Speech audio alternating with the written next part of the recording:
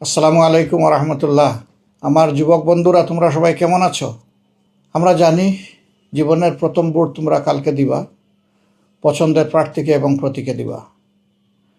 একটা নূতন দেশ গড়ার প্রত্যয়ে, একটা পরিবর্তনের আশায় এবং একটা সুশাসনের আশায়, দুর্নীতিমুক্ত দুঃশাসনমুক্ত একটা বাংলাদেশ গড়ার আশায় আমার বিশ্বাস তোমরা এই ভোটটা উদযাপন করবা, শুধু দিবা না।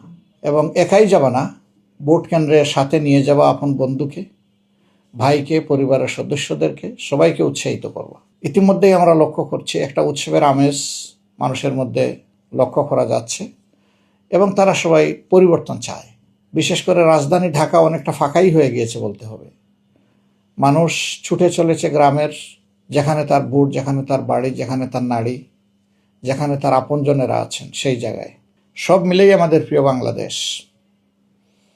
ইনশাল্লাহ আমরা আশাবাদী যে সকল ধরনের সংকোচ, দ্বিধা, সংশয় সব কিছুকে উপেক্ষা করে পিছনে ফেলে এদেশের মানুষ যেভাবে তাকিয়ে আছে একটা সুষ্ঠু নির্বাচনের জন্য, আমাদের কাঙ্ক্ষিত সেই নির্বাচনটি আগামীকাল 7:30 থেকে শুরু হবে।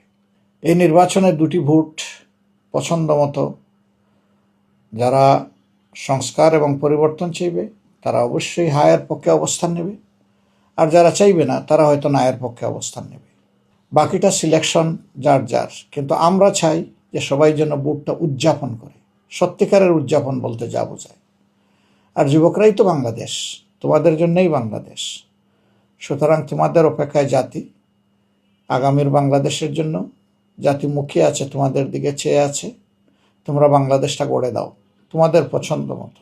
নেতা নির্বাচন করো, দল নির্বাচন করো, যারা এসে দেশের মানুষকে স্বস্তি দেবে, আর ফেসিবাদের কবলে এই দেশকে পড়তে হবে না, এমন প্রার্থী এবং দলকে সবাই মিলে দলে দলে আশা করি নির্বাচিত করব।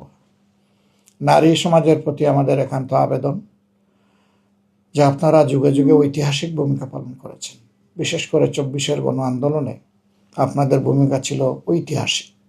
রাস্তায় নেমে এসেছেন, শক্তি জুগিয়েছেন, আপনারা হাত বাড়িয়ে পানি পান করেছেন এবং সমান তালে লড়াইও করেছেন। সেই গর্বিত নারী জাতিকে নিয়ে বাংলাদেশ আগামীতে ইনশাআল্লাহ সাথে নিয়েই স্বপ্নের বাংলাদেশ করবে, যেই বাংলাদেশ বলবে সত্যিকারে আমি একটি স্বাধীন দেশ, এবং প্রত্যেকটি নাগরিক পরিচয় দিয়ে খুব খুশি হয়ে বলবে আমিই তো বাংলাদেশ, আমাকে দেখে বাংলাদেশকে চিনে নাও।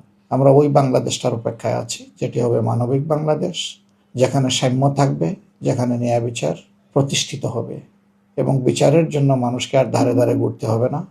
সেই